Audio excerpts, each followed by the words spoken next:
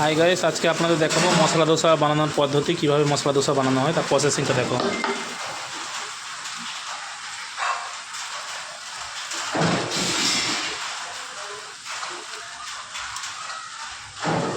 দেখো অলরেডি আমাদের দোসা রেডি। এর উপরে দিয়ে দিবে কিন্তু মশলা দোসা কিন্তু দিয়ে দিবে, এর উপরে মশলাটাই দিয়ে দিবে। দেখো অসাধারণ লাগছে কিন্তু দেখতে। উপর থেকে একটু তেল দিয়ে দিল।